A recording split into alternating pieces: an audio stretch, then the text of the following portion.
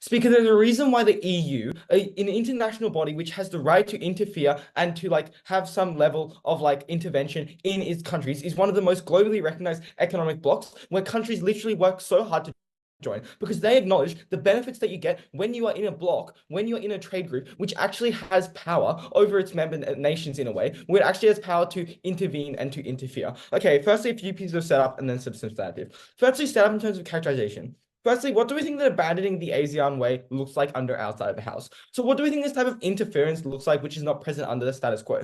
Firstly, we think there's like economic sanctions against member nations and like, for example, encouraging all nations to, or forcing all nations to place economic sanctions on a country, maybe a member nation. Secondly, we think this looks like public condemnation, right? We think that this is not possible under the status quo because technically this counts as interference, right? This is interfering with the domestic affairs of a country. We think that it is likely to look like these kind of soft diplomatic actions, right? It is probably not military action, except in extreme circumstances where it is necessary. We think it is unfair if opposition tries to say that we are saying we should send tanks into all these countries. No, this is about the ways which you can interfere in countries in a way which is not extremely detrimental. We think this is reasonable under our side of the house. Let's just provide the example of like what happened in Myanmar, right? With the Myanmar coup. For example, this could look like things such as economic sanctions to cut Myanmar off from accessing resources for its member nations to like an attempt to like stop this coup and things like this. It probably does not look like military action.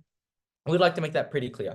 Secondly, what do we think the best interests of ASEAN is? Firstly, we think as a body that represents its member nations, its primary interest is probably what is best for its member nations. So we think that when you're looking at what member nations want, we think that firstly they want economic development, right? As developing countries are under the status quo, they probably want things like foreign investment, local industry, things that can help them to develop their economy and the standard of living for their populations. Secondly, we think that it is important to frame the fact that they are of increasing geopolitical importance, right? Under the status quo. And so we think as a result of this, they're also likely to want stability. And again, we think that stability is really important, as I'll further explain, for economic development, for in general these nations. Okay, secondly, we think that ASEAN probably wants to legitimize itself in order to help its member nations. Why is this the case? Firstly, we think that it can more effectively operate in the region to increase stability, to increase its primary purpose. And I'll be explaining what that purpose looks like in the present in my later substantive. But secondly, to increase like global recognition of ASEAN and therefore the global reputation of its member nations. Again, I'll further explain this.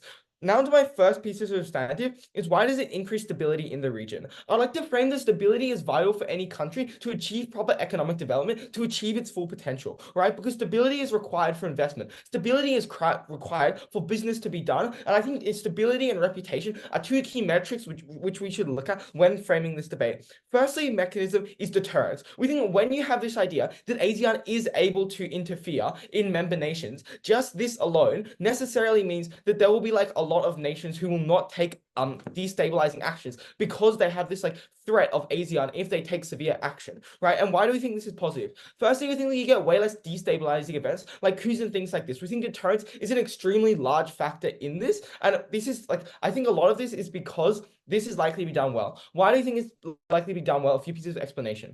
Firstly, we think as a 10-state union, there's likely to be some level of democracy, some level of discussion, right? That is to say, if there is one or two member nations who are doing something which is destabilizing for the region, it is pretty clear for the other 8 nations, the other majority of the region, to be able to speak out and to be able to do this well. So we think that because it's likely to do it well, this increases deterrence. And in this way, we think we increase the stability in the region as a whole because the region becomes more predictable as if there are unpredictable events, like they know that ASEAN will interfere and therefore they're unlikely to do this event, right? This is the reason we have laws and things like this because we think it provides a large factor of deterrence. Mechanism 2 is because there's likely to be a better resolution of instability. It is extremely hard for ASEAN under the status quo to resolve any issues because it is not able to involve itself in internal issues. And it's important to know these internal issues flow over, right? And so while under the status quo, ASEAN can do things to like mediate the conflict between its member nations, a lot of these conflict between nations stems from the internal issues. We think what this means is that ASEAN is not currently effective at resolving instability. We think this is a lot of delta we get under our side of the house because we are actually able to say that ASEAN is able to interfere domestically and therefore like interfere more broadly in the region as a whole. therefore we think we get a resolution of this instability, which means a better return to business, better just like outcomes under our side of the house. What's the impact of this? Again, we told you the stability was so important economically, politically, and socially for all of these member nations, and that because now ASEAN was able to interfere, we massively increased stability. And I think this was a pretty clear reason why we are positive, why we have positive delta in this debate. Now, to our second piece of substantive, it's just how do we increase the reputation of the regions and increasing the reputation of the country as a whole. I would like to frame that reputation is one of the most important factors when you're looking at how business is done, when you're looking at how nations operate. There's a reason why Singapore is seen as a global hub for doing business and therefore had such a strong economy because of its global reputation, right? Again, we point out the fact that member nations of the EU have a better global reputation. We think this is something which is also likely to happen under ASEAN. Now we have this type of interference. Firstly, mechanism, like in terms of how we increase the reputation of ASEAN. But before that, I'll take any POIs. 3, 2, 1. Okay, now continuing our speech. Why do we increase the reputation of ASEAN? We think that this means that it is no longer seen as a toothless tiger. Historically, it was only seen as a union that could like try and seek to do some level of things. However, due to not having interference, it couldn't really have influence over its like member nations as a whole in the same way that it could if it had interference. So now that it has this reputation as like being a body which can actually provide stability. No, I said now that it has a body which can actually provide instability and actually I'll take it. Okay, do you want it? This tiger when all you're willing to do is like economically sanction someone. Yes, right. We do think this is no longer a toothless tiger because economic sanctions are still something with substantial impact. I don't think you can say that economic sanctions just don't matter. You can talk about sanction evasion, probably you will, and things like this. But at the end of the day, sanctions still have a significant impact for member nations. There's a reason why they're like dished out so much because nations, wrongly or rightly, see them as something which is like actually significant for these nations. And therefore, in this way, we think we increase the reputation of ASEAN. We say that this had flow-on effects in terms of increasing the reputations of its members because this meant that there was confidence in countries that stability would prevail at the end of the day. And I think, again, we had a really strong impact on this in terms of economic development and things like this, because we told you that ASEAN could stop and interfere to ensure that there was increased stability in the region. We think that we increased reputation. Reputation was one of the most valuable assets for this nation. And then also, I think this is like better. I think at the end of our case, we are better aligning with the new purpose of ASEAN, right? Because at the end of the day, ASEAN is no longer a body which is necessarily there to purely serve the economic interests, but is also a body which I think under the status quo can provide stability in a region which is very geopolitically important, as our like member will continue to speak about. And so, DPM. So at the end of my speech, I think it's pretty clear that we provide stability, reputation. So proud to propose. Thanks in my speech. First of all, some setup, a principle and a practical. So to respond to their team's case, we believe that we don't actually want to be seen as a toothless tiger, as we're actually going to invade those countries to actually stop those internal affairs. So why does those interventions look like military interventions? So we believe that internal conflicts looks like things like, for example, civil wars and violence between the government and people. This would mean that military interventions are a lot more likely and necessary to actually be able to stop those internal conflicts. We can't actually stop those internal conflicts through the economic sanctions, as a military coup doesn't die from being condemned by sanctions. All this does is basically oppresses the people and makes the country more unstable. My deputy is going to expand on this. Speaker, I think we tell you that their entire case ignores the fact that ASEAN is to promote peace within those countries and to promote those economic growth, not to actually intervene within those states, which we believe that doesn't actually need interference. It's unethical to actually interfere them within those states, and it's unnecessary to reach the ultimate goal of promoting peace and economic growth within the countries. We don't actually have to prove why those things are going to fail and why it's going to, no, thank you, and why it's going to fail. We just have to prove that it's not in ASEAN's best interest. Two main points in my case. First of all, a principle on why it's going to not help the national sovereignty, and secondly, why buy into ASEAN decreases, which also means it's going to not reach their ultimate goal. So onto my principle. A few things in this case. We believe that those national states deserve the right to be self-governed. Principally speaking, every single state should be respected by those organizations, and ASEAN is a political union to promote peace within the states and between states for economic growth and peace, which would mean that we don't actually need to intervene those countries in order to achieve the ultimate goal. We believe that even if the internal affairs are detrimental, no, thank you. Even if those internal affairs are detrimental to the citizens and do a lot of harm. It's not really ASEAN's burden, which they haven't really proven why burdening ASEAN with those internal affairs is going to help reaching the ultimate goal of promoting economic growth and peace within the region. So we believe that this is going to also link to my second point of why they won't actually be able to do a good job and not within our best interest. No, thank you. We believe that the ASEAN has no rights of intervention for a number of reasons. First of all, it's not really the point of ASEAN. The opposition completely neglects the fact that ASEAN is to promote states' peace and economic growth, not to actually intervene those states internally. And also, we believe that they're not going to do it well, which also means it's going to decrease the purpose and power of ASEAN with those regions, which also means it's not in our best interest to risk it. So what does this mean? This actually means that we would respect states' choices to self-govern. On their side, all they're doing is burdening ASEAN with those tasks, which aren't really our duties in order to reach the ultimate goal. On our side, we're not only holding the principle of the sovereignty, which is one of the basic human rights and shouldn't be ASEAN's burden to intervene those countries, but we can also accomplish the actual point of ASEAN. Now, secondly, why does buying to ASEAN decrease, and why is this bad for our interests? So why do countries buy in the status quo? No, thank you. Three things. First of all, we believe that most countries see ASEAN as a mutual partnership.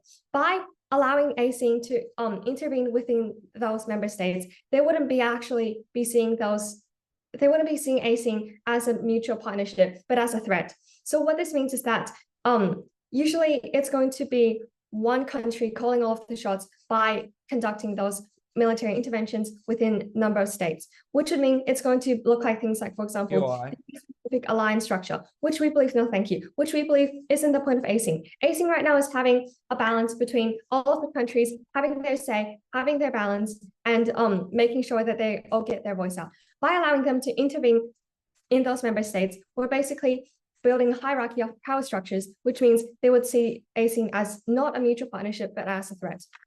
Secondly, how's this benefiting us economically? So right now, by having ASEAN, we're reaching two goals. First of all, we have reduction in tariffs, and secondly, we have equal distribution from all nations in subsidies and etc. What this means is all the countries are contributing equally, and which isn't going to be true on their side.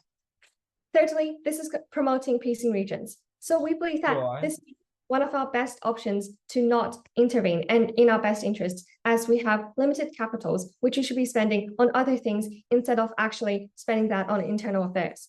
So we believe that we simply tell you, wars are going to cost a lot of political capital, money, and increased tensions, which is completely defeating the goal of ASEAN. And this is not only contradictory to the goal of having peace and promoting economic stability on growth, but this also means by spending more money on trying to solve those internal affairs, which we have already told you and proven why it's actually defeating the entire goal of ASEAN. It's also taking away resources from its political capital, which means it's going to spend more money on internal affairs and less money on actually promoting peace and stability within the regions. So why does this not happen? A few things. First of all, we believe that certain countries would have to take greater roles when you are engaging in internal conflicts. So, for example, for military interventions, we believe even if all countries are equally having the same amount of power and not taking control, one will always have to be more prominent. For example, who's going to command. So when that succeeds, it's going to mean the general of the country is going to get more influence, including the country, which would lead to a power imbalance, which we have already proven is bad. And secondly, even like when they fail, that is just going to be really bad because the country is going to blame for failing and wasting all of the money and resources, which would mean that the member of other nations would be angry at the people who are in charge, which means it's going to further increase the tension.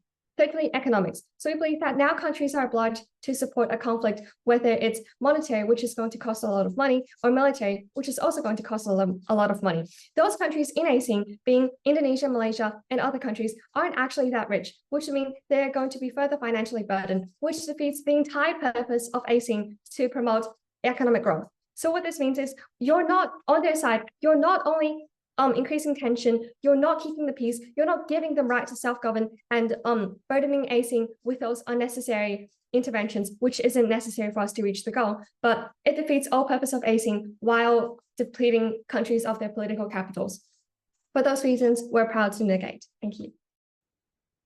Opposition's case relies on this idea that ASEAN, in this case, has to be using military intervention in order to get anything across. I think this just completely ignores everything to do with international relations, which is that military intervention should always be used as last resort, as opposed to every country's default options. I thought things like sanctions and stuff like that were also incredibly effective. These were likely to be options that countries chose instead. The first thing I'll do in this speech, I'm just gonna give you more responses to like their thing about like military intervention. Then I'll just go through their other case and give you one substantive contribution. Firstly, on the idea that this has to be supporting wars, 3 responses. Firstly, as opposition admitted themselves, there was very little capital for ASEAN to be running these military interventions, right? I think once occurs at a country level, in which many of these countries cannot afford to do the military intervention in the first place, that meant that they were unlikely to actually want to engage in this military intervention. Because I know that most countries have their own interests at heart. They aren't going to be stupid about this. They have reasonable mindsets about this. But secondly, I thought that people were genuinely very unsupportive of wars in general, simply because of this Asian region has experienced a lot of conflict in the past. People were already biased against supporting these wars, but also because I thought that people probably in general just did not want their family members or the people they know going into fighting, right? So I would note here that there was very little capital for this war to be done, so it was unlikely that this war will be done in the first place, right? But secondly, is to say that this would probably be condemned by into the international community in the cases where it wasn't necessary, right? So in the instances where it was absolutely necessary in the future for this to happen, we say that probably this was a good thing because this probably just got like permission from other countries, because like it often would be looked down upon. But thirdly is to say that many interventions do fail. Countries are aware of this, which meant that countries were unlikely to engage in military intervention. This wasn't the world that we had to defend under our side of the house. I thought that ASEAN was a reasonable actor. But secondly, they tell you here that this was like going to be incredibly costly. No, that this most of the time just does rely on proving them proving to you why this likely has to look like a military intervention. But I would also note here that even if we did have to defend military intervention, I still thought that this was less costly, because things like, for example, a civil war within a country that you send in military to engage in, or for example, to peacekeeping, it probably had better long-term impacts on, for example, promoting more stability within the region, or for example, being able to quickly resolve a conflict, and you could go back to trading with this partner, right? So note that probably in the long term, it was more costly when you had an unresolved conflict. So I thought that it probably got worse on the opposition side of the house.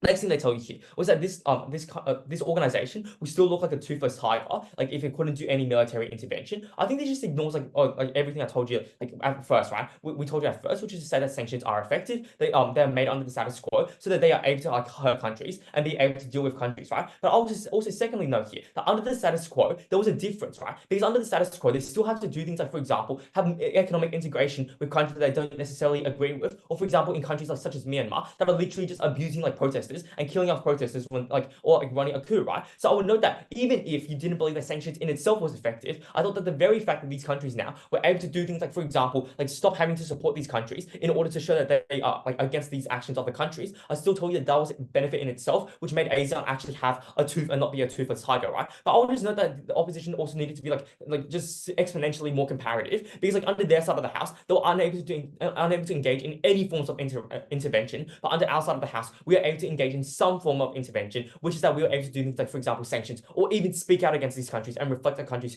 true beliefs, right? So I told you it just got better under our side of the house, even if you didn't believe that sanctions in itself was going to be effective, right? But next, on to this idea of a right to self-governance, 5 responses to this. Firstly, I think when countries like, for example, Myanmar, literally shooting at protesters, or for example, when there was a coup in Myanmar, I told you that it was a right thing for you to be able to intervene in other countries, simply because you did have an obligation towards the people who lived in this country. You did have an obligation towards these people, right? But secondly is to say that countries have the interest to do this well for 3 reasons. Firstly, I think countries do have the best interest of ASEAN at heart, simply because of things like, for example, a unity together was what prevented them from being abused by China, and what gave them bargaining power against China to some degree, right? So I told you countries were likely to do this well. But secondly, they had economic interest. At the end of the day, when you just went into every country and started to I don't know, intervene in every single country, it was probably against your own economic interest as well. But thirdly is to say that these countries just are reasonable actors they probably will make these decisions well, like they have like their own best interests at hand. And I would note here that what this all should prove to you is that these countries were likely to choose the instances of intervention well. These interventions were likely going to be reserved for like the only instances where, for example, like it was genuinely like too harmful for them to like not have like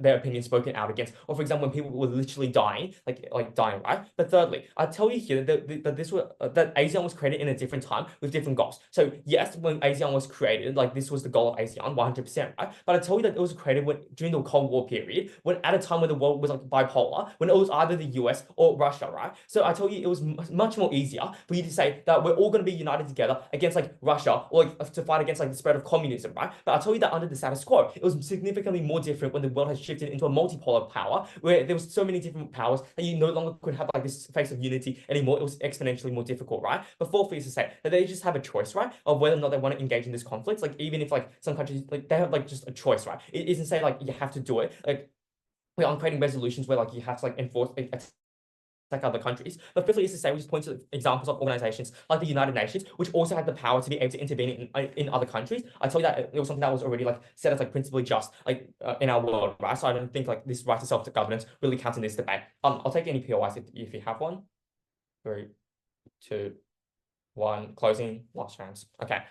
Okay, so now onto my substantive contribution is why the current status quo is just completely unsustainable. 3 reasons. Firstly, as I mentioned before, this was created in a bipolar world. That is to say, when Russia and America were diametrically opposite each other, there were no other powers in the world. I know that the world has drastically changed, and now we are like in a world where there are many different countries with many different interests and many different powers, right? So I'll tell you that it probably was impossible for you to be able to all be united against like this certain thing, because often countries will just have different interests at hand. Secondly, is to say that there was the interest of the South China Sea, and I'll just point to that as an example, right? Like every country has different claims over the South China Sea. It was a particularly contentious issue. So if you didn't allow countries to fight over, like for example, places like the South China Sea, they will likely just make like this whole entire ASEAN just like incredibly ineffective, and just like ASEAN couldn't do anything anymore, right? But thirdly, is to say that there were just many different rising powers within ASEAN itself that all had like different interests. So it was basically impossible for you to always like make them like sort of like be politically aligned or never fight against each other. So what this all meant was you were likely going to create an incredibly ineffective ASEAN under opposition's world. So what this all meant was, for example, you couldn't do things like, for example, attack Myanmar's government, but just literally did not care about civilians, did not care about the economy, when they literally had like superstitions about like what dollar bills they should be using. They never considered about like what it was actually better. But they also, for example,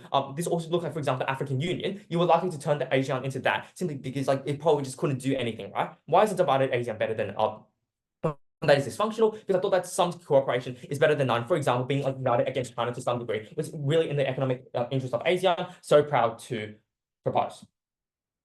Speaker, in 14 minutes of government speeches, in their entire case is just contingent on these interventions actually on these interventions actually working. Note that all of the mechanisms for stability, all the mechanisms for reputation, which are their 2 main pushes within their speeches, was simply contingent on these sanctions actually being effective. Because you didn't have a good reputation. If you didn't do this well, then you were going to have a bad reputation. If you didn't do this well, then you were going to lead to lower regional stability. So a couple of reasons why this doesn't actually work. Note that they simply assert that economic sanctions work, but provide no mechanization as to actually how this would play out. Because it's unclear as to how, when say I am like a military dictator in Myanmar and say 10 countries sanction me, as to how that was actually really going to affect me in the real world. Because yes, maybe it was true that they showed like that nations showed some form of like solidity against me, but it wasn't clear to say it wasn't clear as to why I couldn't say like go to like other actors first to like say receive my needs. But secondly, it was like if I had just like intervened in like a military intervention,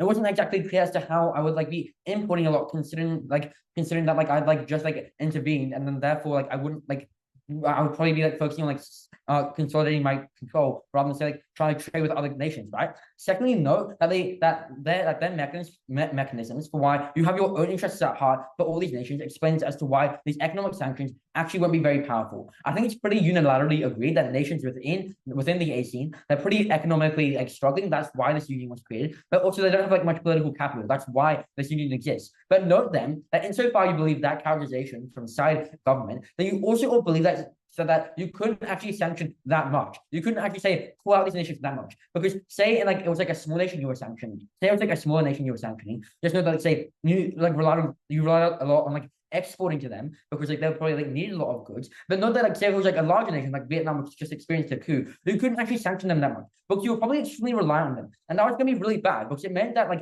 say like insofar that you did sanction them, then like that would be really bad because you say like lower your relations with them, and they're like going to like view you less favorably within trades. So then you're likely to like not sanction them at all, and then all like side governments benefits don't come to fruition, right? That explains as to why their case didn't work on a fundamental basis because it didn't actually explain as to how these like these sanctions would actually contribute, would actually like, work in practicality. Let's then respond to their arguments on stability. They said that this acts as a deterrence. No, like a coup leader isn't gonna like stop a coup just because they're like Myanmar is gonna like sanction them. Like this is an absolutely ridiculous claim. But no, that secondly, insofar that you believe government's claims that these sanctions were going to be effective, it's not like the people are going to be like really angry at the leader. They're gonna like instead of the leader, because insofar you believe that they had a lot of control of the region because they consolidated power, then you also believe that they could say like use propaganda and say, hey, look all these nations, they're like against us. We need to like band together. This is like a really tough time. We need to get through this together. This actually unifies the nation under a worse government. Why is this going to be so bad? It means a lot of South government's impacts about like how we need to stop all these horrible nations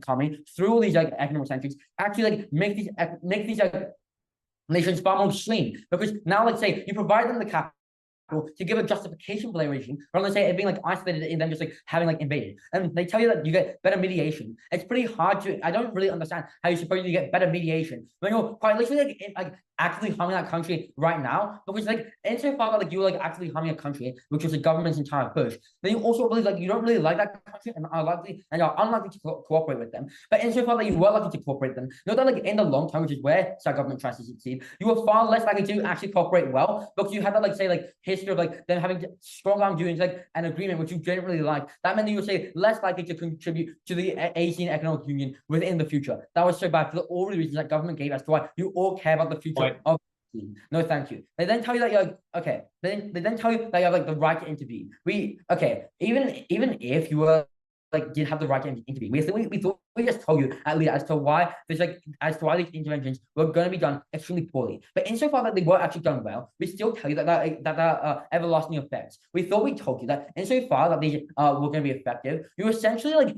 you essentially made those nations feel betrayed for all these reasons as to why you provide like a future justification to regimes as to how like them historically disadvantaged you also help them. But note that like say like now it's like seems like neo-colonialism, like these are all Asian nations which are affected by colonialism. They're like, hey, we like back together and like say like recover. Now like you're seen as like a hypocrite, right? Because the nations which you back together, you saw like your brothers, and now you like thought, okay, we're gonna escape this economic conflict together. Now you're like turning on each other. That was intrinsically bad. The reason that now those economic sanctions, all those horrible things, they're now like attributed to like not trusting each other. I meant that like say you didn't like can cooperate in the future. That was gonna be so bad. That was why you got worse stability. Because in the long term you had a mutual distrustful.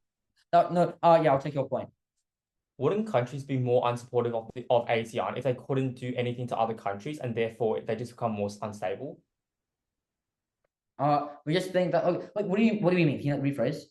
Like wouldn't countries just be more unsupportive of ASEAN if they couldn't intervene in other countries and ASEAN was preventing them from doing stuff that they wanted to do?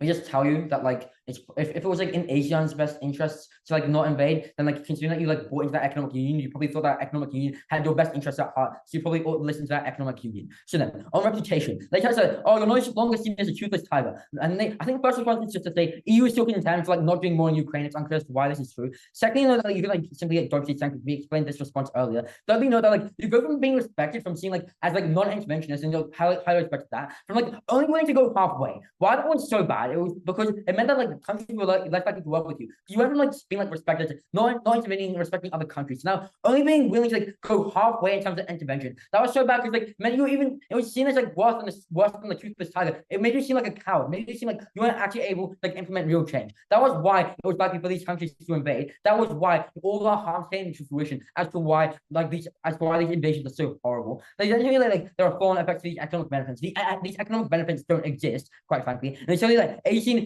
in the Asians' best interest for stability. We thought the weighing here was extremely powerful. We just told you that when you invaded, this was going to be really harmful because you like didn't trust in the short term, but not in the long term. You create a mutual divide within all of ASEAN. These countries have invaded each other at some point, and that was like going to be really bad. Because then you say couldn't couldn't like you always had to like watch your back, and that was like really bad like distrust. It doesn't say then when it came to like things like economic benefits, peace and stability, and protecting each other from like bad actors like China. Then you like didn't trust each other because you couldn't form a united front, and then say you like kept sanctions up and you kept like say tariffs up because you didn't know if you could really trust your trading partners. That was gonna be so bad because all the vulnerable actors within your nation were gonna be affected the most. Because say when you like lead a military coup, like the people who lead the military coup are fine. The people who will suffer are the individuals who are gonna be like the normal people, and that was gonna be so bad because you didn't actually have the most vulnerable stakeholder who are gonna be the victims of this coup. So proud to oppose. ASEAN has a unique burden to encourage cooperation between these countries that are members of it. And I think that this is its unique burden and appeal, which is what we would be stressing in this debate. And in my speech, I'll be showing through the extension how this actually leads to increase of long-term allies, and secondly, reducing corruption. So firstly, I want to do some framing and characterization.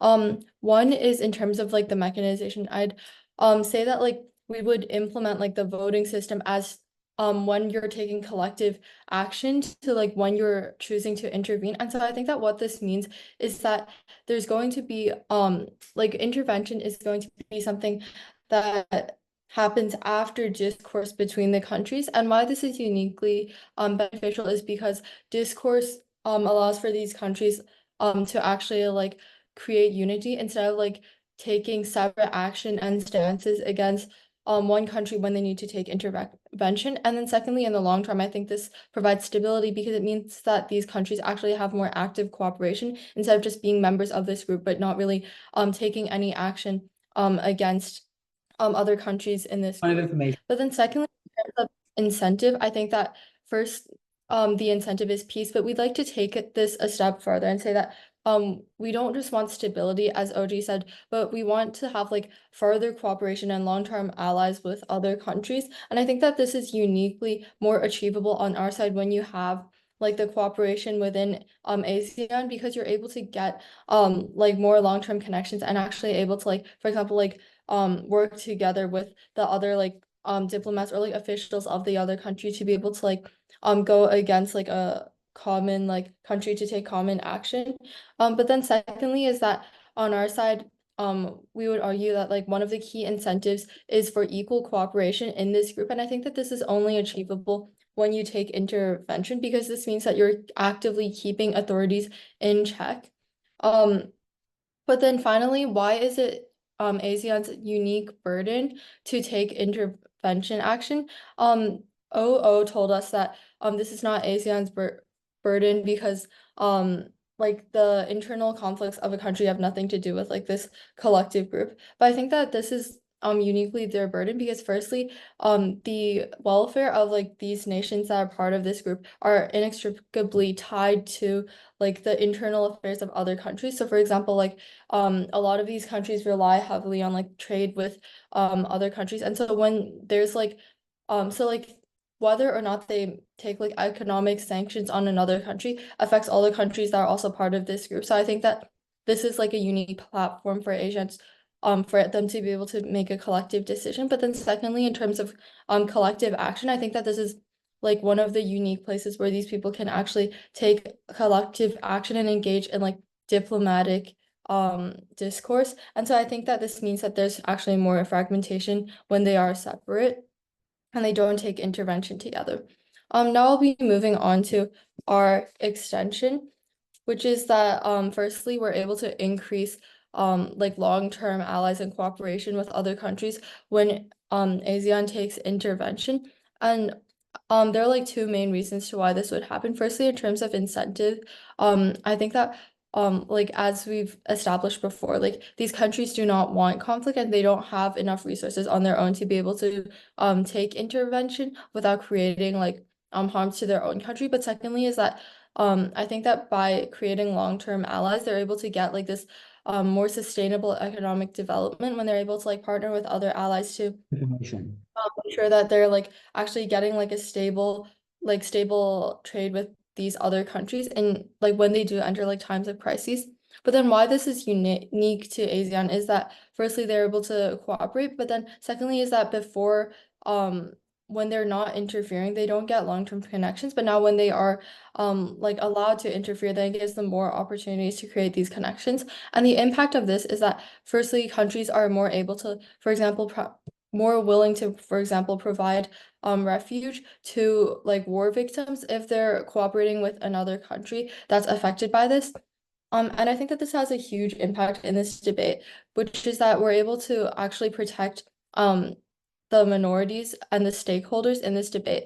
And I think that OG lacks this like discussion about the most important people who are actually affected and how we're able to directly help them. But secondly, I think that before, when there's like war, for example, it affects the economies of all these countries because it like cuts like trade ties. But I think that when you have long-term connections, it actually makes it like less likely for these ties to be affected because you're able to like see into the future, like for to like try to sustain your economy despite like current conflicts. And so this gives people like more control over the economy of their own country. But finally is that you're able to like collectively condemn a country. And I think that this works because then you can get like Western allies to sanction, for example, like authoritarian governments who are taking action against like their citizens. And I think this is unique because like Western allies are able to actually like fund resources, fund these countries to help them like sanction these countries. And I think that this is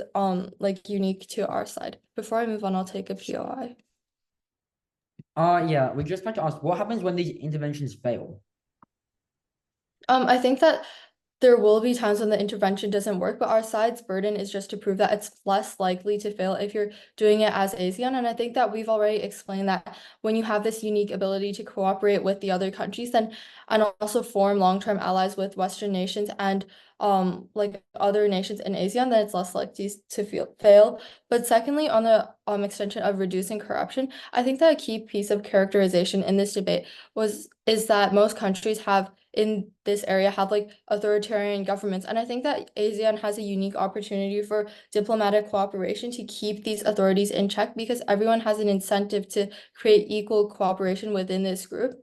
But then secondly is that I think that countries have like a principal right to intervene. And the mechanism for this is that if your country's economy is affected by internal affairs of other countries, then I think that it's like a right of your like sovereignty to be able to interfere in this country's internal affairs. But then secondly is that governments have an obligation to their people if these people are like starving or they aren't able to access their basic needs because of the lack of intervention. Then I think that this is the government's unique obligation to their citizens, and therefore I strongly urge a vote for CG. For this speech, I'll first rebut the government bench before moving on to our two constructed arguments.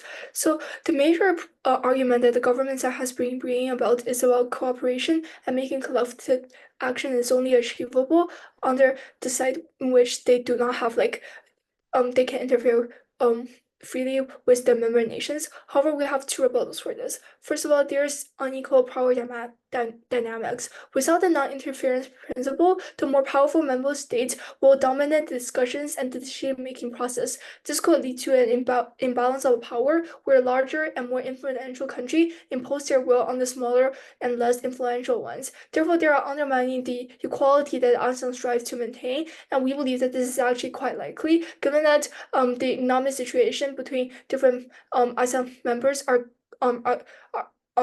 there are like large differences between like the countries that belong to ASEAN.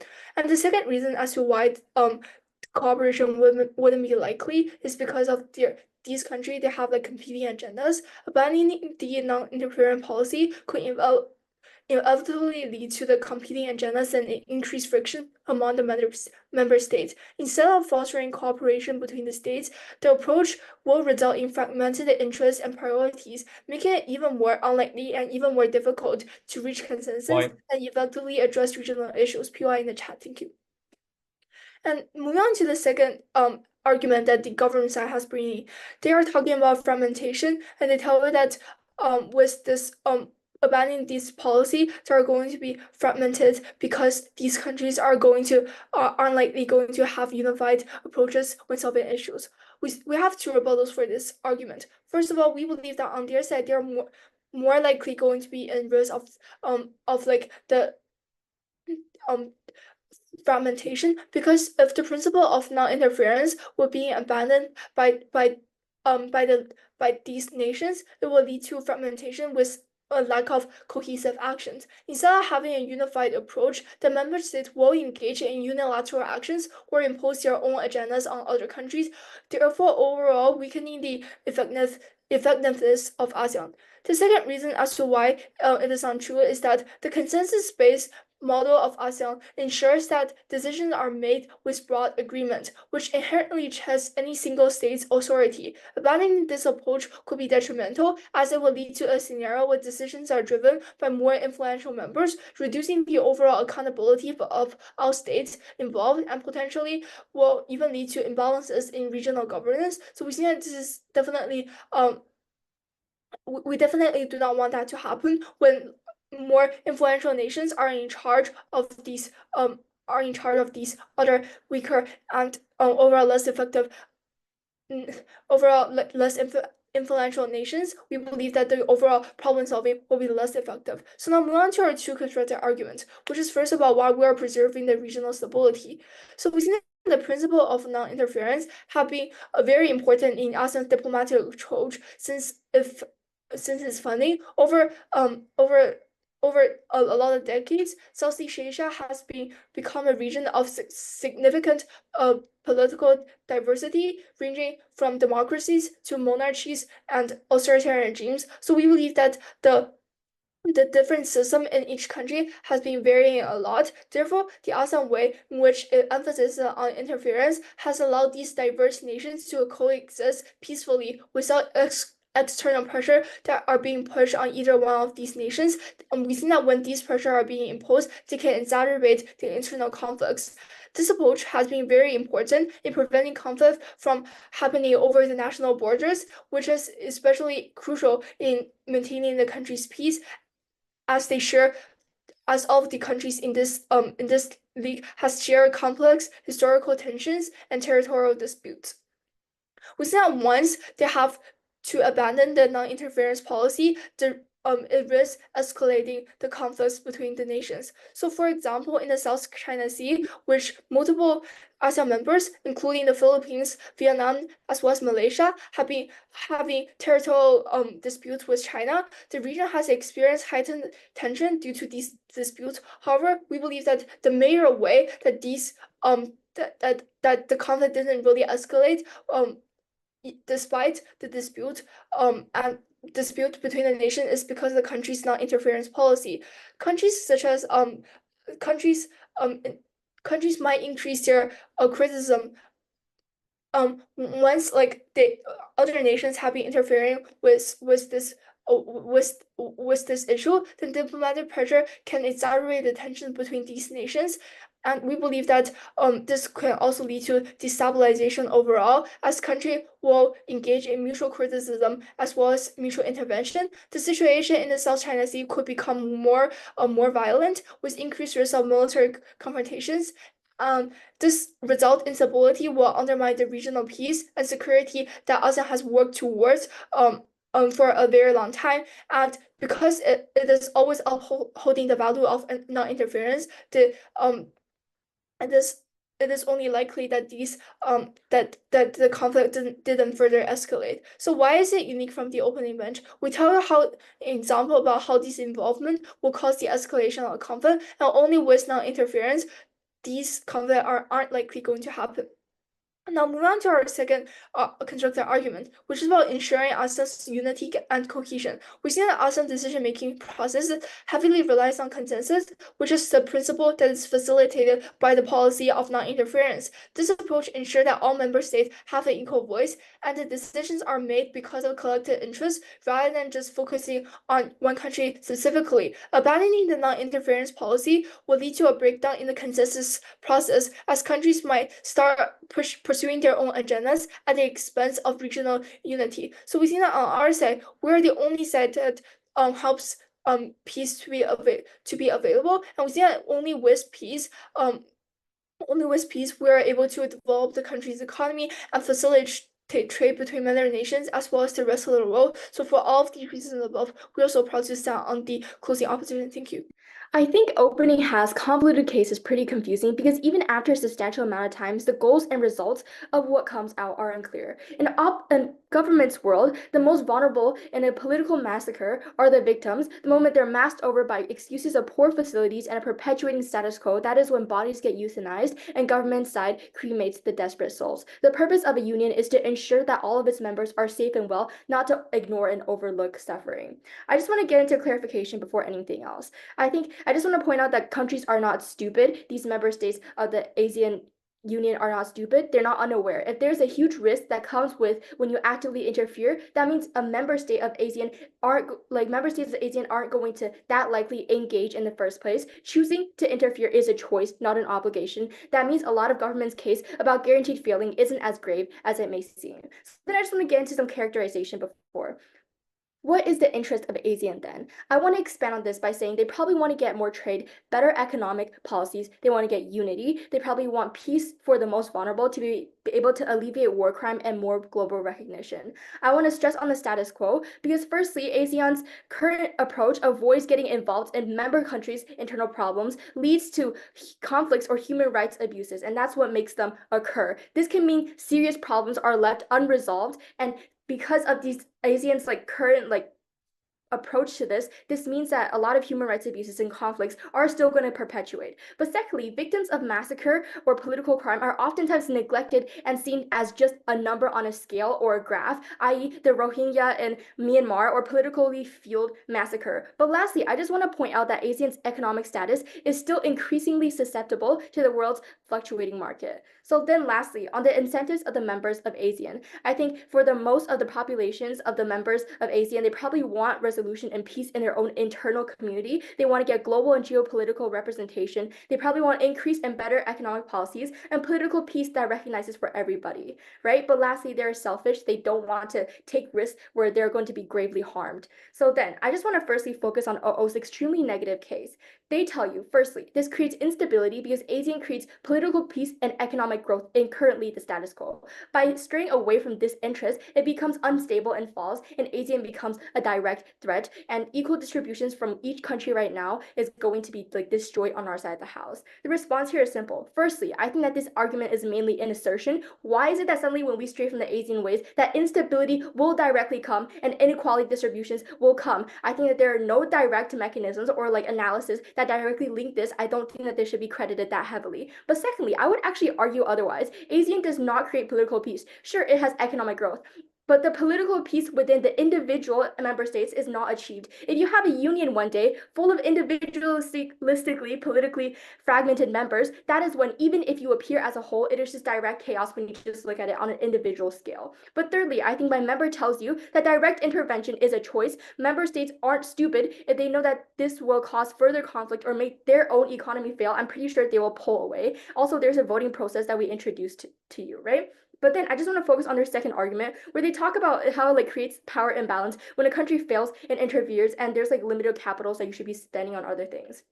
The response here. Firstly, I think the same thing with their previous argument because I don't understand how. How does this happen? Why is it that a country is likely to fail? I can come up with many examples as to why an intervention will work, and I think that we proved to you this. Firstly, you can send medical supplies to current victims in conflict. Secondly, economic sanctions when you directly pressure member states to stop the ethnic wars or to resolve their conflict as fast or efficiently as possible. But thirdly, when you stray away from the ASEAN way, you're more likely to develop policies that enforce interference power, strengthen ASEAN's role in mediating conflicts between member states through established mediation and arbitration bodies. You're enhancing mechanisms for conflict resolution. But just secondly, even if this is true, I just don't think it's that bad. Even if you end up draining some money, look at the positives. You're able to make allies, long-term allies that we talk about on our side. You try to cooperate with other countries, which makes a difference. Look at their world. I think that they just perpetuate the direct status quo where the victims of wars are still suffering, where they just perpetuate that the status quo where nothing is happening. Then, briefly on CO, I think I just want to firstly just take a step back and say that they just don't respond to our arguments. They don't engage, which I think that this is implicitly saying that they concede. So then, on their first argument of how it increases regional stability, they tell that the diversity of these regions exists because there is no pressure. And when we take away the the way of the ASEAN interest, that is when they pose a pressure and it makes the conflict worse and it leads to less peace. The response here is that firstly, I actually just want to flip this and say that they on their side made the conflict worse. Why is that? That is because when they have no interference, that is when they leave the most vulnerable people in states where they have no mobility, where they have no choice but to continue suffering. But secondly, I think we give you many reasons as to why in most cases interferences will likely work. So even in our worst case scenario, we are able to minimize the amount of cases that will fail. The second argument they give to you then is about cohesion and unity for ASEAN and how like this creates peace. But before I respond to that, sure, I'll take a POI. So similar to how you wouldn't get like the World Bank to intervene in Ukraine because you have the capacity to do something doesn't mean you should. Why is it that ASEAN would be the best actor to actively intervene?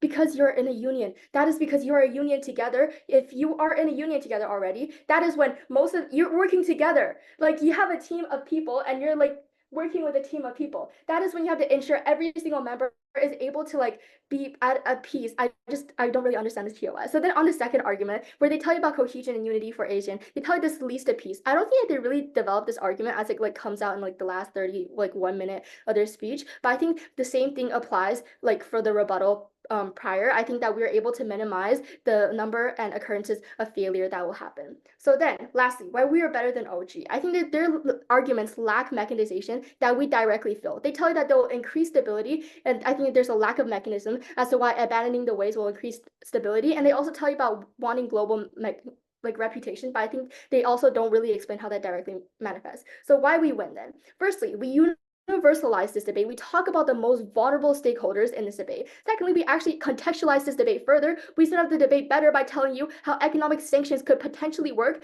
talk about alternative resolution methods, stress the importance of the status quo, further extend on the interests of ASEAN and the incentives of the members of ASEAN. Lastly, we mechanize to you how things manifest and how allies are able to come to reality, as well as how this leads to far more stability. If we're able to help individual families and the little Rohingya boy who had his house burned down, we are willing to make that trade-off. Very proud to propose. Panel, interfering in the domestic affairs of ASEAN member states risk escalating the conflict rather than resolving them. And also, we believe that a side government actually fails to maintain the unity and also peace within the ASEAN and also further exacerbate different conflict escalating. So a few things that I will do in this speech. First, I will actually prove why our side, I will actually weigh against the different teams and explain why our side is winning. And then we will explain our side's uniqueness at how we are able, the risk of escalation and also unity will exist.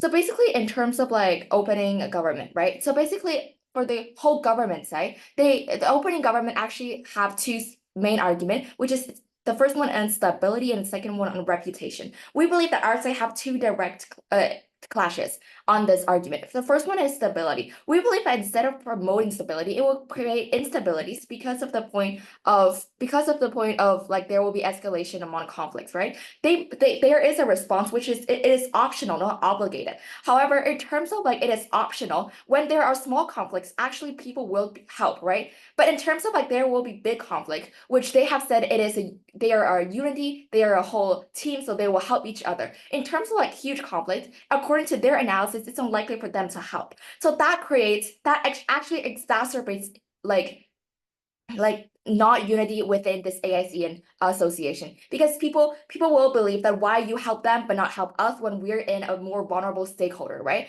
So basically in terms of this point, in order for them, their mechanism to work, they help everyone or like they don't help anyone, right? But in terms of like helping everyone, there will be instabilities because there is a risk of facing like exacerbation of conflicts, escalation of conflict, which they cannot resolve. However, we don't see a response coming from their side. How will, for example, you choose to help this nation but not the other nation because you see it's kind of dangerous, will actually like unity and also the point of them still cooperating with the nation still exist. So basically, secondly, they have explained about something about reputation. We believe that this will actually decrease the reputation because of the point of loss of neutrality.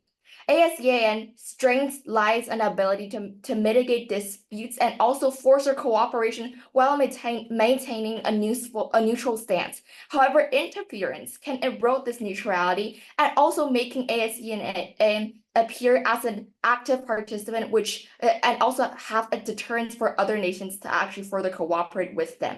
And secondly, in terms of like why we be closing government, we believe that their point of long-term cooperation, which is their unique extension, can actually be rebutted by us.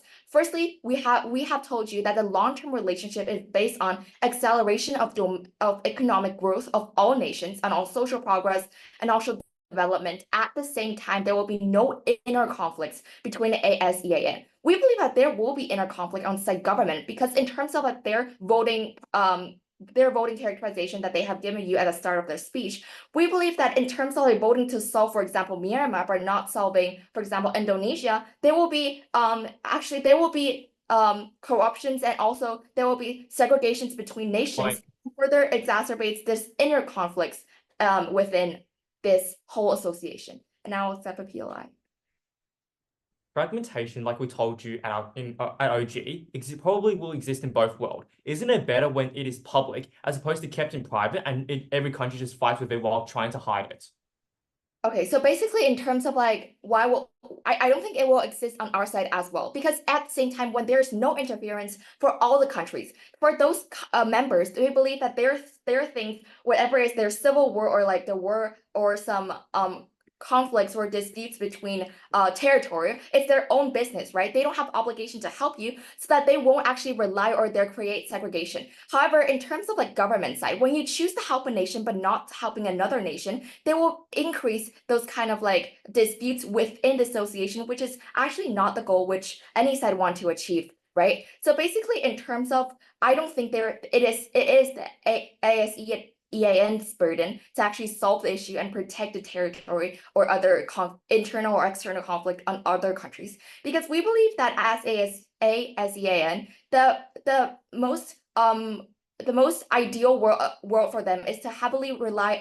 The most ideal world for them is, for example, to rely on trade and also have economic benefits and relations within other countries. We believe that on our side's worst case, there will be some countries, one or two nations that are currently facing, for example, civil wars or inner conflicts or external conflicts. However, other nations are still able to trade with each other, and when they are finished with their whatever conflict, they can join back, and then there will be a trade, instead of just segregation and also disputes among the association, and also with those disputes with the ASEAN association and other outer countries. We believe that our side is gonna diminish the possibility of this happening, because this is your business. Although no one is gonna care about what your nation is going on, and at the same time there will not be instances whether this organization choose to help one member but not helping another member, right? So basically, we believe that our side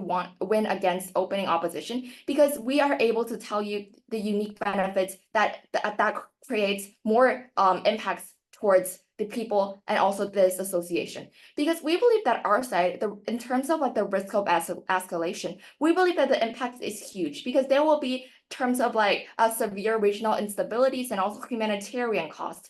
Right? Because we believe that in terms of a nation, when they have actually suffered in wars or something, it's just one nation. However, with 9 other nations joining them and also fighting for them, it is probably 9 times more humanitarian cost. And in terms of like unity and cohesion, we believe that this is unique, because we tackled the whole government side argument in terms of like when they choose to help this country but not helping other country, it will create disputes within the association, and also they will create disputes externally outside of the association, because it will exacerbate the whole conflicts. So overall, very proud to stand on closing opposition. Thank you.